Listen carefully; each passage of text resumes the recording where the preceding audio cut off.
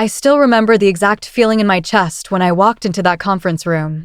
It wasn't the thundering heartbeat you get before a big presentation, and it wasn't the heavy, sinking dread that comes with bad news either.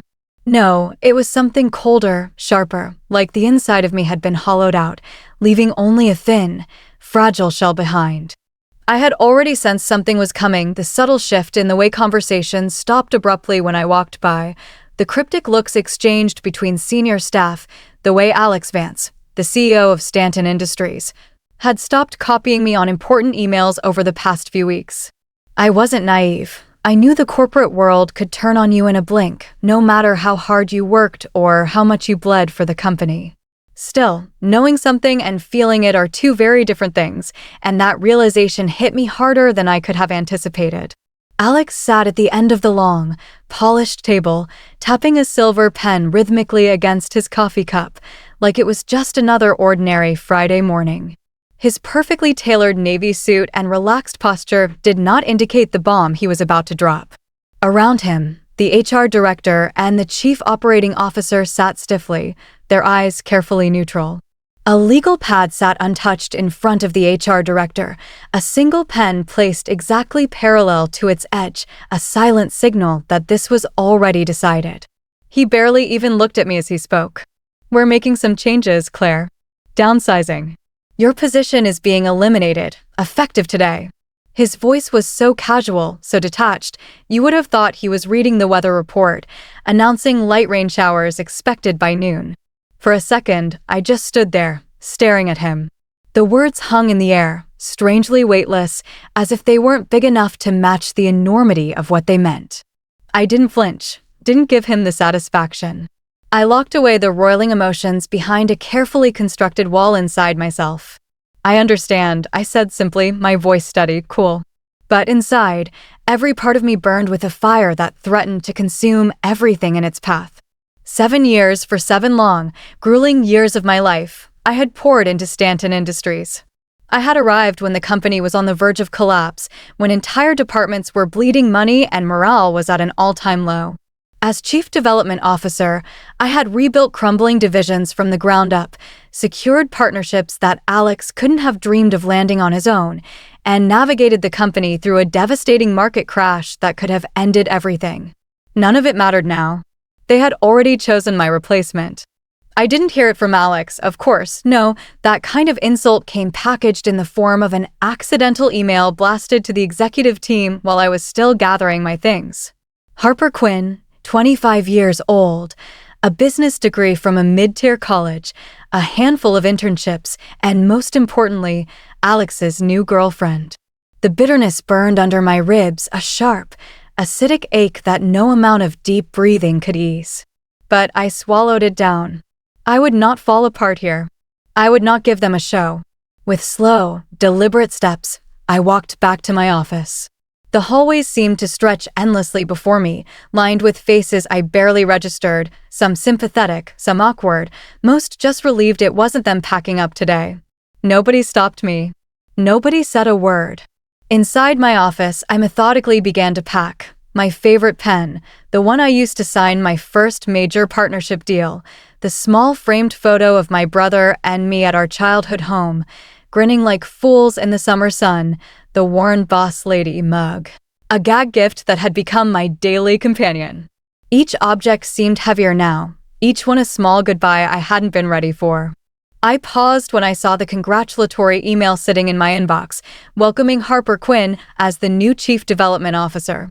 They didn't even have the decency to wait until I left the building. The headline screamed, welcoming fresh energy and visionary leadership, as if my years of dedication were just a tired shadow they were eager to erase. I clicked it open, morbid curiosity winning out over pride. Sentences filled with empty buzzwords and exaggerated praise danced mockingly across the screen. It was brutal. It was humiliating. I closed my laptop for the final time with a soft click. A knock at the door interrupted the heavy silence. I looked up to find Ethan Reyes, the head of finance, standing there, one of the few people in that building who had ever treated me with genuine respect. He didn't come in, just leaned against the door frame, his face tight with anger he was trying to suppress. "This company won't last without you," he said, voice low, almost a whisper. I gave him a small smile. It wasn't happiness exactly, more like gratitude mixed with a strange, weary kind of relief. "Thanks, Ethan," I said. "Take care of yourself." He opened his mouth like he wanted to say more, but then just shook his head and walked away. Maybe it was better that way. I didn't need more apologies. I didn't need promises they couldn't keep. What I needed was to walk out of that building with my dignity intact. I picked up the small cardboard box, holding it tightly against my chest like a shield, and made my way to the elevators. I refused to look back at the stairs that followed me, refused to let them see even a crack in my armor. As the elevator doors slid shut, I caught one last glimpse of the Stanton Industries logo gleaming proudly on the marble wall. For a second, something twisted deep inside me. Not sadness, not yet, just a cold, clear promise. I didn't need to say it out loud. Alex Vance would regret the day he decided I was expendable. The doors closed. The cold January air hit my face the second I stepped outside, but I barely noticed it. My mind was too full, replaying the morning's events over and over like a cruel loop I couldn't escape. I walked without direction, my heels clicking sharply against the pavement, the cardboard box feeling heavier with every step. I must have looked strange, a woman in a navy dress suit carrying a box of her life's work through the crowded streets, like some modern-day cautionary tale. But I didn't care. I barely saw the people rushing past me. At some point, my aimless wandering brought me to a familiar storefront, a small bookstore cafe tucked between a dry cleaner and a stationery shop, my little sanctuary, the place I had escaped to on countless late nights when the pressure became too much. The bell chimed softly as I pushed open the door, the warm scent of coffee and old books wrapping around me like a balm. I found an empty leather armchair in the corner and collapsed into it, setting my box carefully on the floor beside me. For the first time all day, the tightness in my chest loosened just a little. An older man sat nearby, engrossed in a thick paperback.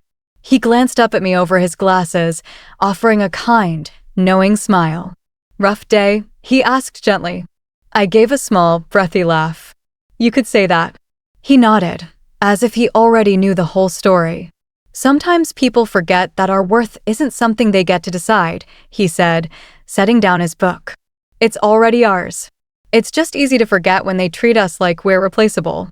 His words landed somewhere deep inside me, cracking through the numbness. "Thanks," I said quietly, the word feeling heavier than it should have.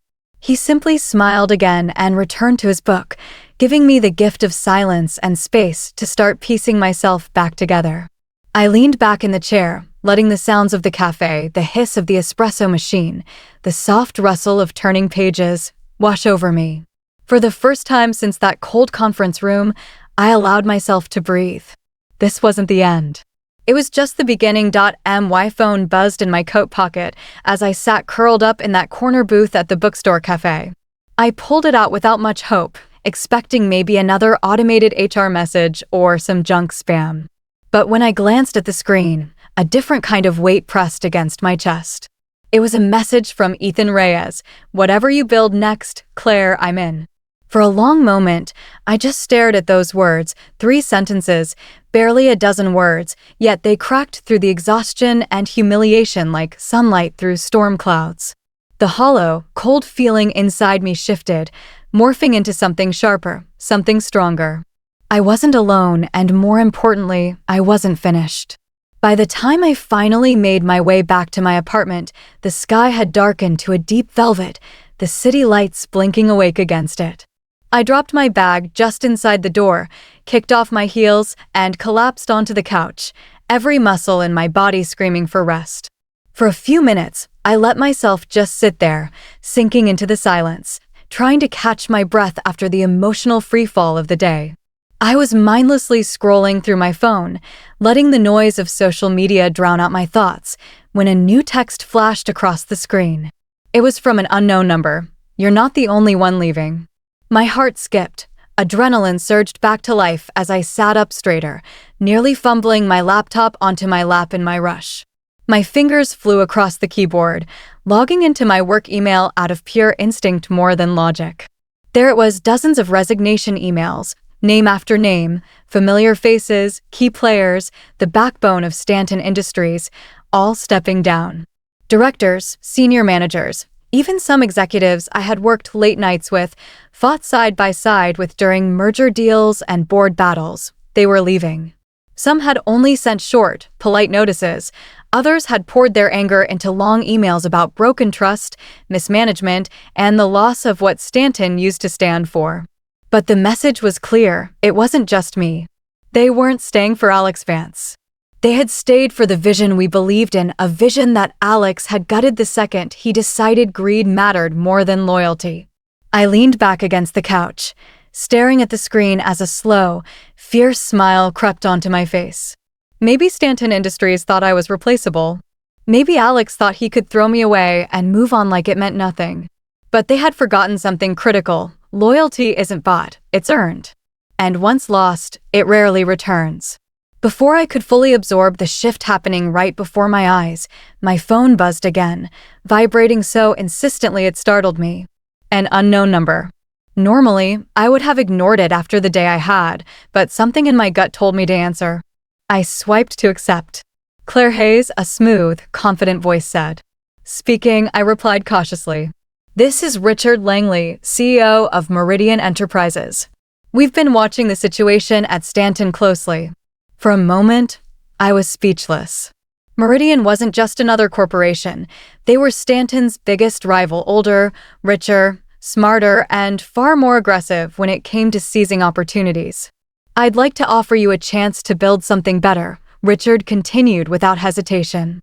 We're launching a new strategic development division, and we want you to lead it. No flowery language, no unnecessary details. He knew exactly who he was talking to and what I was capable of. I didn't need time to think. I didn't even blink. I'm in, I said, my voice steady and sure. When the call ended, I remained seated for a moment, staring out the window at the sprawling city lights. The anger, the betrayal, the sadness, all of it burned away, replaced by a clean, focused flame inside me. The war Alex had started wasn't over. It had only just begun. The energy in the room was electric. I looked around at the faces gathered around the long conference table in Meridian's sleek, modern office tower. Some were familiar colleagues who had left Stanton in the fallout. Others were fresh faces, ambitious and eager. But one thing tied us all together. We weren't here to settle old scores. We were here to build something new. Welcome to the beginning, I said, my voice steady, but carrying more weight than I realized until I heard how quiet the room became. We're not here to destroy Stanton directly. That's not the mission. We're here to build something so strong, so undeniable, that Stanton crumbles under its own mistakes. There were nods around the room, a few determined smiles. Everyone here had seen firsthand how arrogance and greed could rot even the strongest foundation. I clicked the remote in my hand, pulling up a clean, simple presentation on the screen behind me. Strategic acquisition of trust. Our plan isn't about public attacks, no lawsuits, no messy battles. We let them rot from within, I continued. We focus on the relationships they undervalued, the clients who trusted people, not brands. A murmur of agreement rippled through the room. They all knew who I meant, the clients Alex had treated like checkbooks instead of human beings. The next few weeks blurred into one relentless, exhilarating sprint. Late nights, endless meetings, and strategy calls that lasted past midnight. I reached out to every major partner I had built trust with over the years, old contracts, new ventures, fragile deals we had saved during the recession. I didn't badmouth Stanton. I didn't need to. I simply reminded them who had been in the trenches with them when times were hard, who had fought for better terms, who had listened. And then, quietly, confidently, I offered them something better service, better leadership, a better future with Meridian Enterprises. One by one, they shifted. It wasn't flashy. It wasn't loud.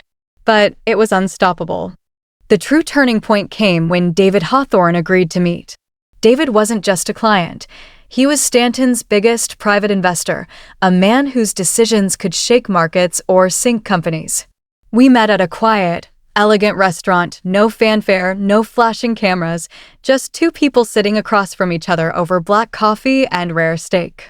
He didn't waste time. You built Stanton's success, not Alex, David said bluntly, interrupting my careful pitch halfway through. I blinked, caught off guard. You're offering something he never understood. Stability, leadership, vision not driven by ego, David continued, tapping a finger lightly against the table. I'm moving my investments to Meridian. I barely kept my hands from trembling as we shook on it. When I walked out of that restaurant into the cold night air, my heart pounded so fiercely it drowned out the city noise around me. That single move was all it took. David's withdrawal triggered a chain reaction. Investors got spooked. News outlets caught the scent of blood in the water. Stanton's stock, already shaky, began to plummet. Clients started asking hard questions. The cracks Alex had ignored were turning into chasms. And all I had to do was watch. A few weeks later, as I was reviewing partnership proposals in my bright, sun-drenched office, an office that already felt more like home than all my years at Stanton, my phone buzzed again.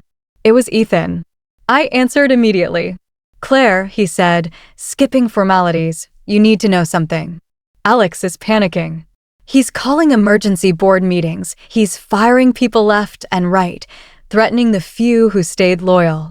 He hesitated. And he's planning something desperate.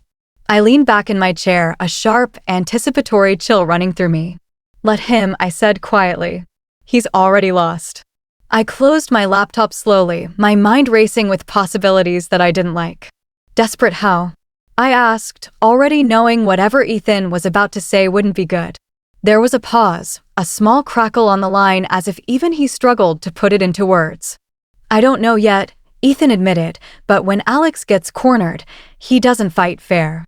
You know that better than anyone. I leaned back in my chair, the city lights beyond the window blurring into streaks of gold and silver. I thanked Ethan quietly and hung up, the phone feeling heavier in my hand than it should have. This wasn't over, not even close. Whatever Alex Vance was planning, I would be ready. The headlines hit like a punch to the gut the next morning, even though some part of me had been bracing for it. Every major business outlet carried some version of the same story, each headline more sensational than the last. Former Stanton executive accused of corporate espionage, Claire Hayes at center of shocking corporate scandal. Meridian Enterprises implicated in alleged trade secret theft. I sat frozen for a moment, staring at the swirling mass of lies being broadcast to the world. Then, slowly, methodically, I began to scroll through the articles, each piece stripped with half-truths and blatant fabrications, all clearly spoon-fed by Stanton's PR machine. They painted me as a traitor, a woman who had spent years plotting to steal confidential information and hand it over to their biggest rival. It was almost impressive in a way, how fast Alex had moved, how deeply he had prepared for this. He must have been truly desperate. But desperation makes people sloppy, and Alex had underestimated me again. I spent the next few hours gathering every piece of documentation I had, working with a calmness that felt almost clinical. Copies of my resignation letter, time-stamped, signed, and witnessed, clearance emails from Stanton's legal department confirming my clean exit, screenshots of the IT logs showing that all my access had been revoked before I ever stepped foot inside Meridian's offices, project plans and division blueprints from Meridian dated months before any conversations with me had ever started. It was all there, neatly filed, indisputable. I wasn't angry. I wasn't even surprised.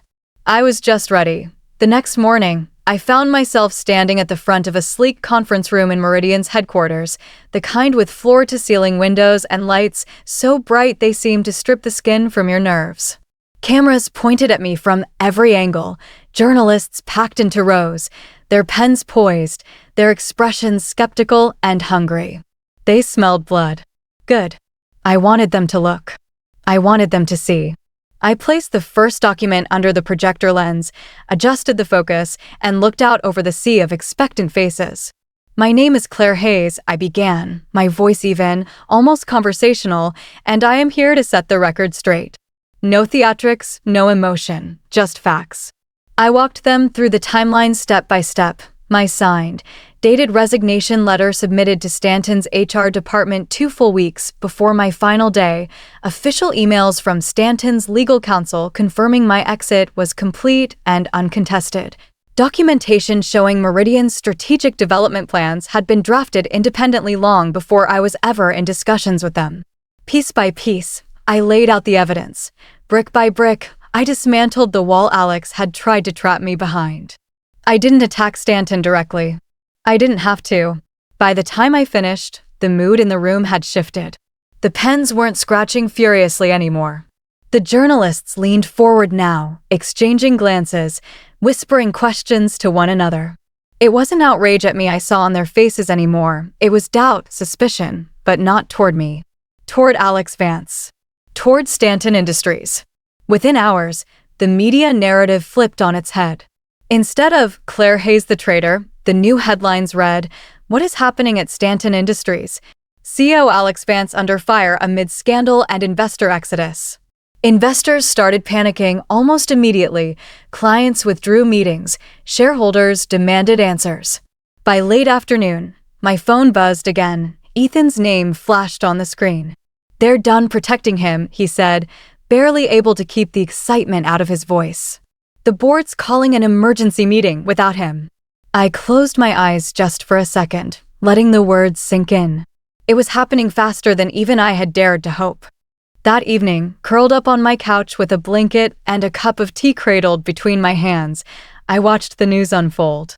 The anchor's voice was smooth, detached as she reported, breaking, "Alex Vance removed as CEO of Stanton Industries amid scandal and investor backlash."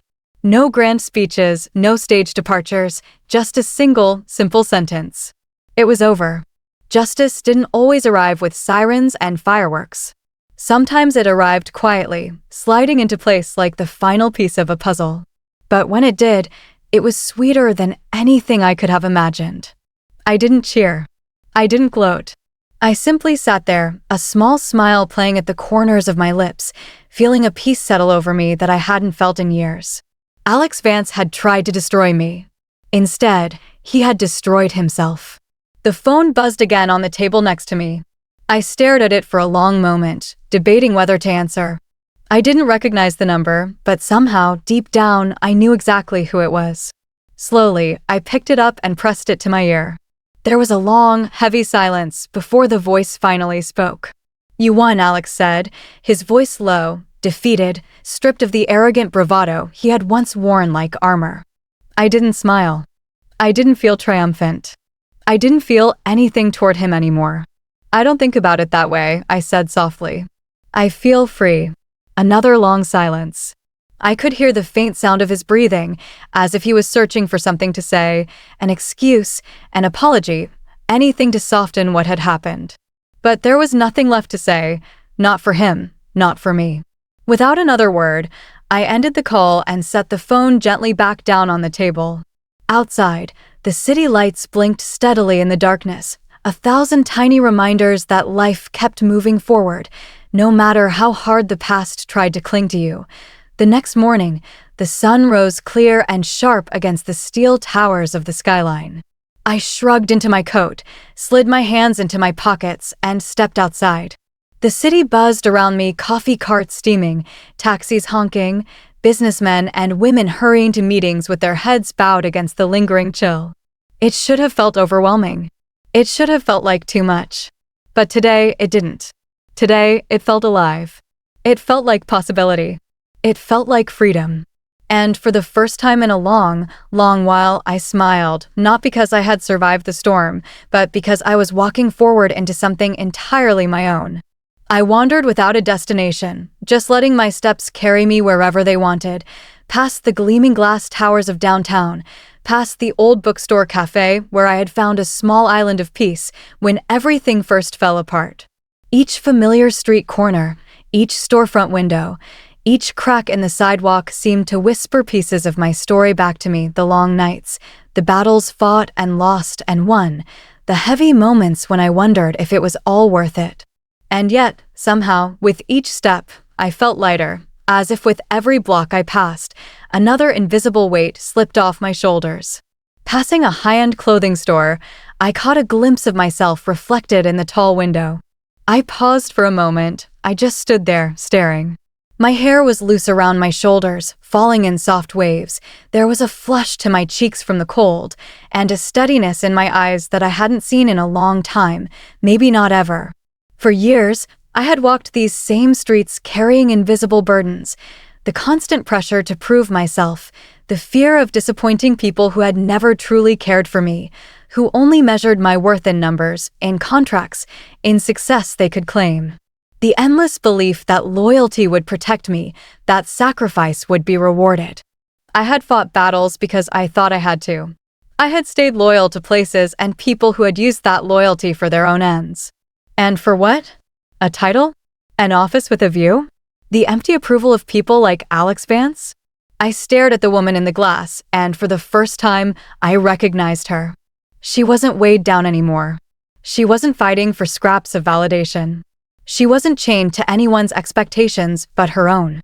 She was free, and she was enough.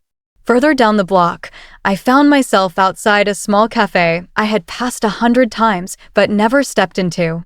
It wasn't fancy, just a cozy little space with worn wooden tables, chalkboard menus, and a soft hum of conversation that barely rose above the clink of coffee cups.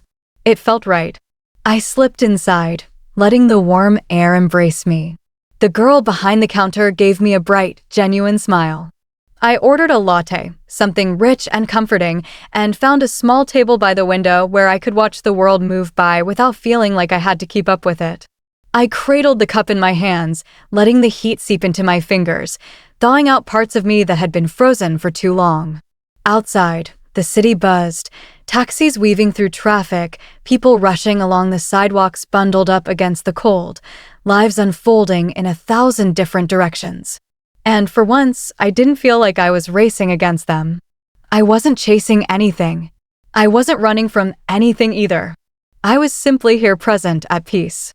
It was a strange, beautiful feeling, one I wasn't sure I had ever truly allowed myself before. I didn't need revenge to feel victorious. Alex's downfall wasn't the prize. The board meetings, the headlines, the whispered gossip in corporate circles, none of it mattered now. The real victory was this, the quiet freedom filling my chest, the simple, profound knowledge that my life belonged to me, not to Stanton Industries, not to Alex, not to anyone else's ambition or greed. Just me. I sipped my coffee slowly, letting each taste anchor me more firmly in the present. There would be new battles ahead. Of course, life was never without its challenges. But now, they would be battles I chose, for dreams I believed in, on terms I set. The woman I had become knew her worth wasn't tied to titles or salaries or corner offices. It was woven into every choice I made. Every quiet moment, I honored myself instead of someone else's agenda. I realized, sitting there in the golden morning light, that power was never about control or conquest. It wasn't about winning wars or crushing enemies. True power was quieter, stronger, simpler. True power was walking away, stronger, wiser, free. And that's exactly what I had done. The world outside the window kept moving, busy and chaotic and indifferent, but I watched it now with new eyes, not as someone desperate to catch up, not as someone left behind, but as someone who had already arrived exactly where she needed to be. I finished my coffee, left a generous tip on the table, and stepped back out into the crisp, sunlit morning. The city was still racing, the wind still biting, the noise still rising. But inside me, there was only quiet, only peace, only possibility. And as I turned my face toward the day, a small, steady smile pulled at my lips.